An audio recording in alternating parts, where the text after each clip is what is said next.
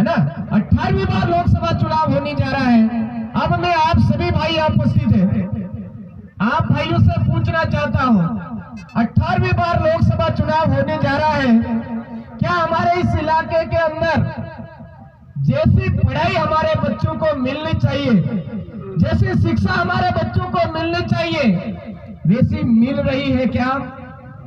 एक आदमी मुझे एक जना हाथ खड़ा करके बता दो, मेरे बच्चे को बढ़िया शिक्षा मिल रही है, गुणवत्तापूर्ण शिक्षा मिल रही है, इंग्लिश मीडियम, हिंदी मीडियम, जो भी मीडियम चाहिए वो मेरे बच्चे को उपलब्ध हो पा रही है, मेरे जो भी सब्जेक्ट चाहिए वो सब्जेक्ट मेरे बच्चे को मिल रहे हैं। ऐसा आप में से कोई भाइयों को बताओ,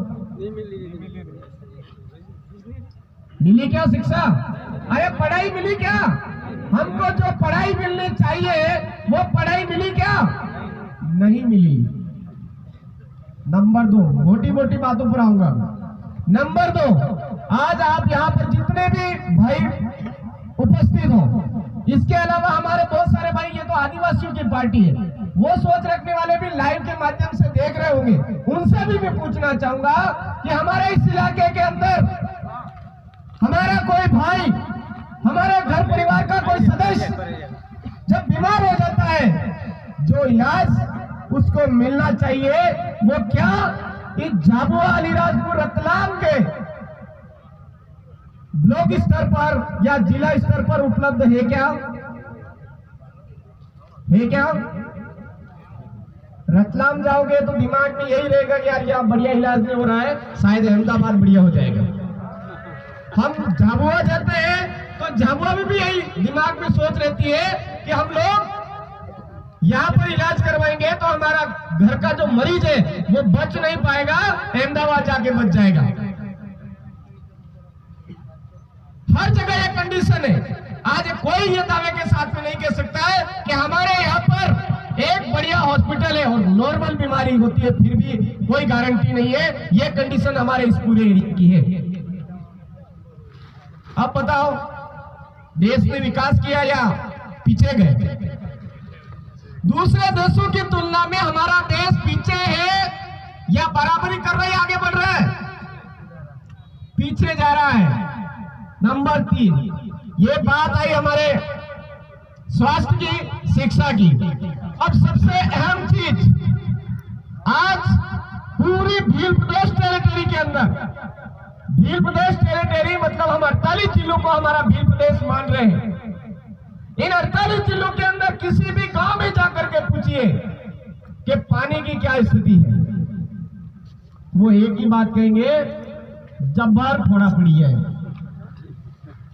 खूब फोड़ा पड़ी है। पानी के पीने की व्यवस्था आज दिन तक नहीं हो पाई है। 77-78 साल होने आए हैं देश आजाद हुआ, 17 बार लोकसभा चुनाव हो चुके हैं, आज दिन तक पीने के पानी की व्यवस्था सरकारी नहीं कर पा रही है, राजनीतिक पार्टियां नहीं कर पा रही है, और दावे कर रही है देश में दुनिया भर की मेक इंडिया, फलाना इंडिया, ढींढा इंडिया, दुनिया भर की। देश की स्थिति क्या बनी हुई है वो छुपाते हैं पूरे विश्व से। अपने आप में जबरदस्ती भारत का कद ऊंचा बता रहे हैं। फटे तो फटे पर पोजीशन नहीं घटे, यूं सही तो गलत? वास्तव में हमारे इस इलाके के अंदर, भारत देश के गांव के अंदर ये स्थिति इन लोगों ने बना रखी है। चाहे कांग्रेस का बड़ा नेता हो, चाहे बीजेपी का नेता हो या और कोई पार्टी का नेता हो, सबसे पहले चुनावों के समय में उनके घोषणा पत्र में बहुत बड़े बड़े वादे रहते हैं, उनमें पहले स्वास्थ्य, शिक्षा, ये सारी चीजें रहती है, और धरातल पे कुछ नहीं होता है। होता है क्या? नहीं होता है।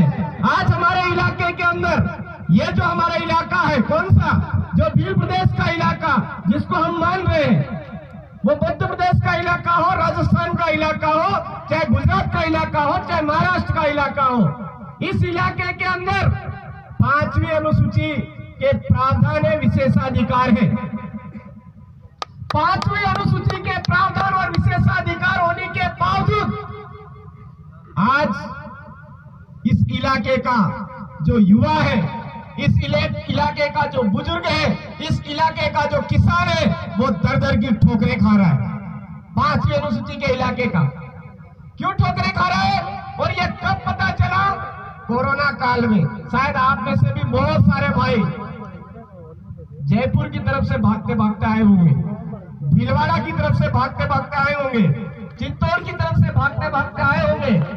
और उस टाइम में भागते भागते आए, उस समय में किसी भी बीजेपी वाले ने बस भेजी थी क्या? कांग्रेस वाले ने बस भेजी थी क्या?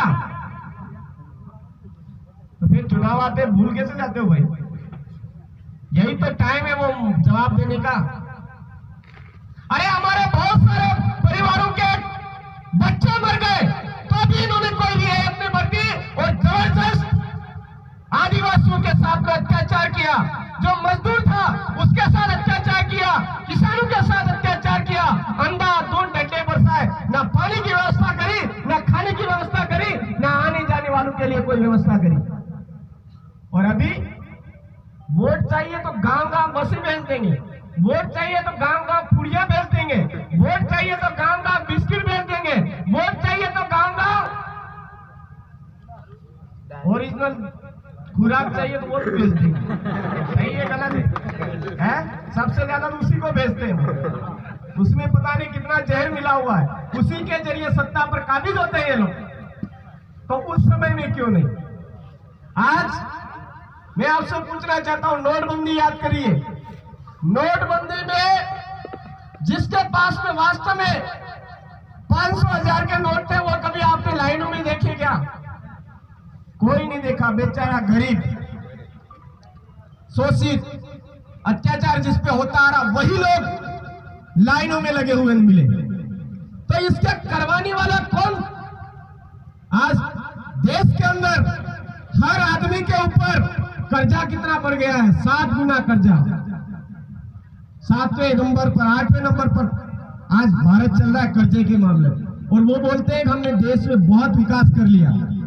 जैसे ही देश के चुनाव की बात आती है, वो हमारे लोगों को क्या पट्टी बनाते हैं? अरे ध्यान रखना, ये भारत आदिवासी पार्टी वाले ऐसे हैं, धर्म की राजनीति खेलते हैं, मेन मुद्दे पर नहीं आते, शिक्षा की बात नहीं करते, स्वास्थ्य की बात नहीं करते, सड़क की बात नहीं करते, हमारे पानी की बात नहीं करते।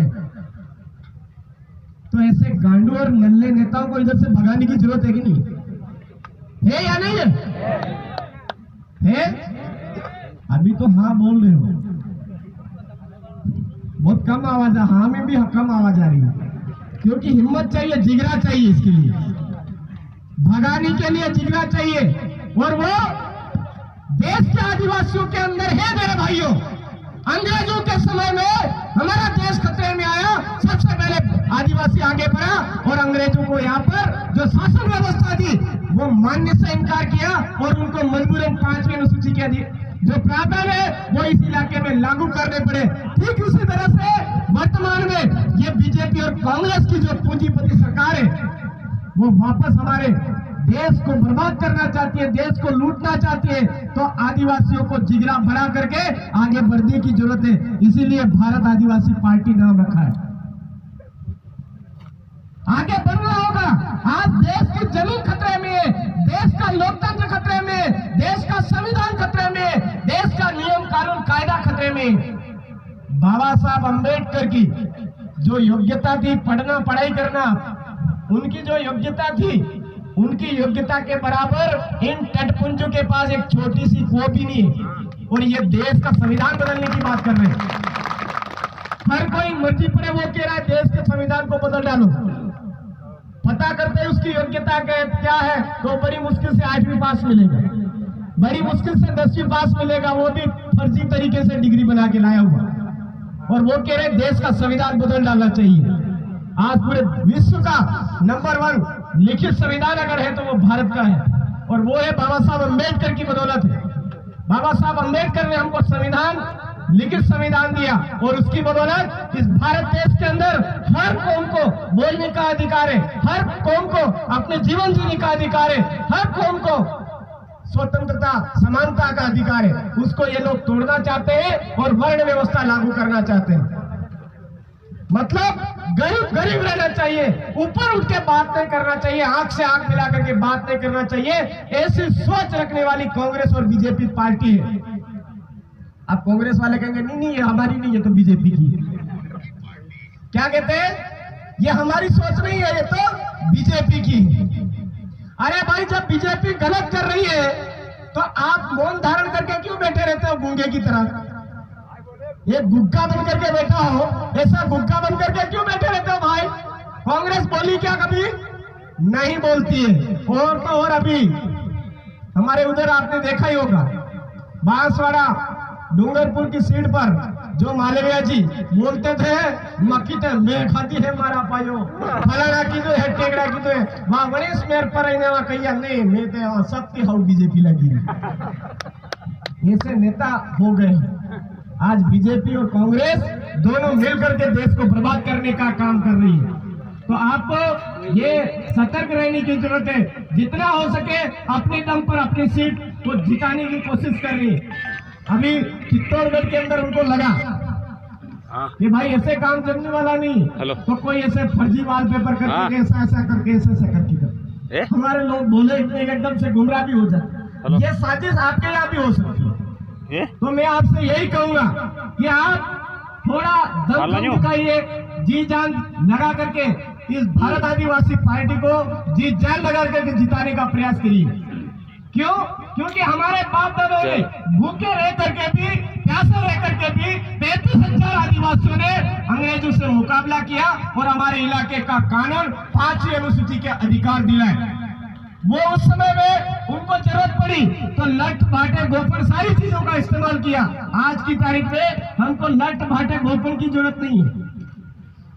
आज हमको सोच समझ करके बटन दबाने की जरूरत है।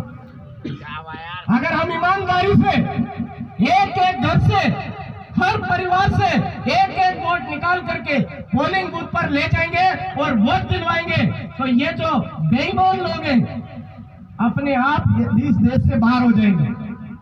जो इस देश को बर्बाद करना चाहते हैं, देश को बर्बाद करने की सोच रखना चाहते हैं, उन नेताओं का यहाँ से सफाया हो जाएगा।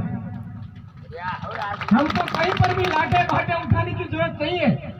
आज के समय में बाबा साहब ने, हमारे पूर्वज पुरखों ने हमको देश का संविधान हमारे हाथ में दिया और खास करके लोकतंत्र और वोट का पावर दिया। मेरे भाइयों, हम वोट का इस्तेमाल सही जगह करें, सोच समझ कर करें। ये बात मैं आपके बीच में कहने आया। अब रही बात यहाँ की, तो रतलाम जिले के अंदर मेरे भाई अपने भाई बैठे हुए हैं, उनको थोड़ी सी सुनाना जरूरी भी हो गया। क्यों जरूरी हो गया? क्योंकि मैं सिलगढ़ में छाती ठोक करके बोला था ये भाई है, इनको जिताओ, ये काम नहीं करते तो हम बैठे हुए। ये बात बोली जाएगी या नहीं बोली? अब 2.5 साल हो गए। 2.5 साल में मैं इन नल्ले लोगों से पूछना चाहता हूं, हमारे इलाके के अंदर संवैधानिक जन जागरण के शिविर क्यों बंद है? जब वोट चाहिए थे, आपको जीतना था, थोड़ा थोड़ा करके आप बर्थडे पर भी संवैधानिक जन जागरण कार्यक्रम रखते थे। आज आपको बता रहा हूं मैं, इस सिमगढ़ और सेलाना के अंदर किसी का फोन नहीं आया मेरे पास में।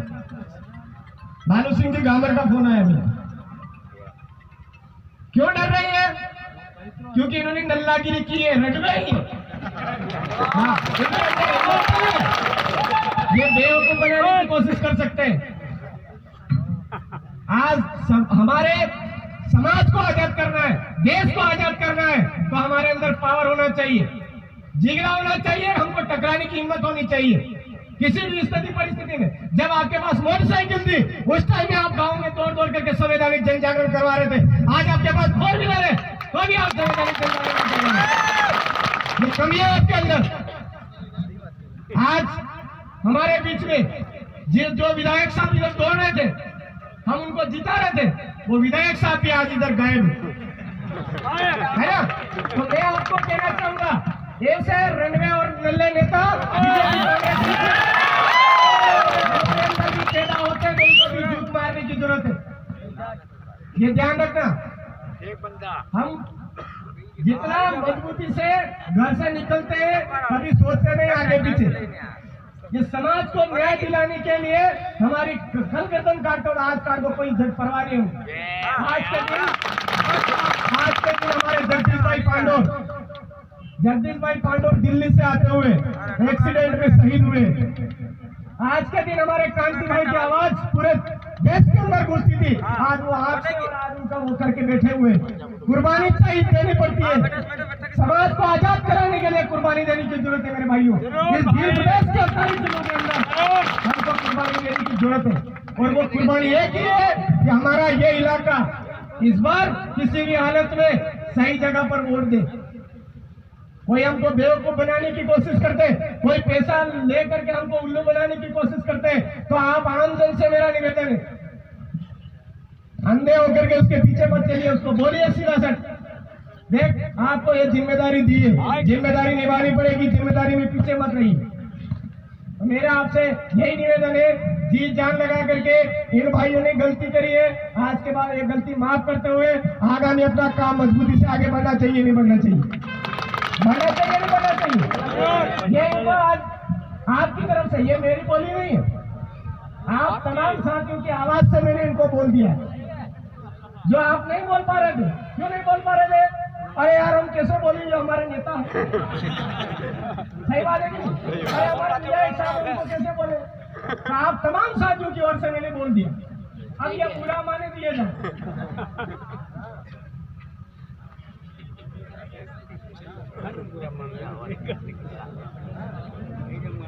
मैं आपसे यही बात कहूंगा, आज बालू सिंह जी गामर को मुझे पता है, ये इलाका छाती ठोक करके जिता के लाएगा, जिता के लाएगा नहीं लाएगा? कैसे लाएगा मैं बताओ। महाराणा प्रताप जब अंग्रेजों से लड़ रहे थे, महाराणा प्रताप जब अंग्रेजों से लड़ रहे थे, तो उनके पास में पैसों वाली फौज थी या ईमानदारी वाली? ईमानदारी वाली। इस भारत आदिवासी पार्टी के साथ में पैसों वाली फौज है या ईमानदारी वाली? ईमानदारी वाली। कितने जने हाथ उठा करके बताओ देखिए। आपको खूब खूब सैल्यूट, जोहार। ये जो जज्बा है आपके अंदर, ये होना चाहिए। हमारे बिरसा मुंडा जी, टंट्या भील, हमारी कालीबाई कलासुआ, उन जो गढ़खगई माता, उन सबका जो ब्लड है हमारे अंदर है। जहां पर भी अन्याय, अत्याचार, शोषण होता है, जहां भी देश खतरे में आता है, उस टाइम में आदिवासी आगे बढ़ता है। आज आदिवासी ने ये बीड़ा उठाया है, आपको पीछे आज के बाद में कोई किंतु परंतु नहीं, किसी के ऊपर आरोप प्रत्यारोप नहीं। जब तक हम बालू सिंह जी गामर को यहाँ से, हमारे इस पूरे इलाके की आवाज को दिल्ली नहीं भेज देते, तब तक चुप नहीं बैठेंगे, घर घर जाना पड़े जाएंगे। ये आज अपन सब प्रेरित। हमारे आज उधर चुनाव थे, हम उधर व्यस्त थे, हमको आशा थी कि भाई इधर उधर के भाई है हमारे, कभी न कभी हमारे इलाके में आएंगे, हमारे इधर भी जन जागरण करेंगे। पर आज गुस्सा इसलिए निकाल रहा हूँ, हमारे उधर नहीं आए तो नहीं आए, कोई बात नहीं। झाबुआ में जाकर जन जागरण नहीं कर रहे, उधर थानला में जाकर के नहीं कर रहे, अलीराजपुर में जाकर के नहीं कर रहे, तो उस वजह से हमको कहीं ना कहीं गुस्सा आता है ना। और मेरे ही भाई, अपने भाई हमारे ऐसे, मैं जो भी गलत बात होती थी कह देता हूँ, और ये भी कोई गलती होती थी ये भी मुझे दबा करके बोल देते, ऐसा कोई वो नहीं, लेकिन इसी से सुधार होता है। तो आप तमाम साथी आज जी जान लगा करके हमारे उन पूर्वज पुरखों की जितनी भी अनमोल बलिदानी है, उनको याद करते हुए पुनः हमारी आवाज को दिल्ली भेजना है। दिल्ली भेजने पर ये लोग करेंगे क्या? हम जिता के तो भेज देंगे, लेकिन ये दिल्ली जाकर के करेंगे क्या? नंबर 1, देश आजाद हुआ, संविधान लिखा, 5वीं अनुसूची हमारे धरातल पर लागू नहीं हुई। हमारे गांव में हमारा राज जो व्यवस्था होनी चाहिए, वो व्यवस्था आज दिन तक हमारी धरातल पर लागू नहीं हुई। हमारे नाम पर हमारे इलाके का करोड़ों रुपया आता है, वो करोड़ों रुपया हमारे धरातल पर इन लोगों ने नहीं लगाया। क्यों? आज हमारे इलाके के अंदर हमारे को जो नौकरियां मिलनी चाहिए, एक भी नौकरी नहीं मिली है। आज कितने समय से हमारे यहाँ पर इस इलाके के अंदर रोजगार नहीं मिल रहा है हमारे भाइयों को। तो हम बोलेंगे कि आर्टिकल 244(1) के अनुसार आरक्षण व्यवस्था जब तक धरातल पर लागू नहीं होती है, तो अभी उधर पूर्वी भारत में खबर आई थी, कितने जिलों ने एक साथ वोट ही नहीं दिया, ऐसा भी हुआ। ये हम भी थोड़ी देर वोट दे दे के इंतजार करेंगे कि इस बार नहीं तो इस बार, इस बार नहीं तो इस बार हमारी जो बाप दादाओं की बदौलत हमको जो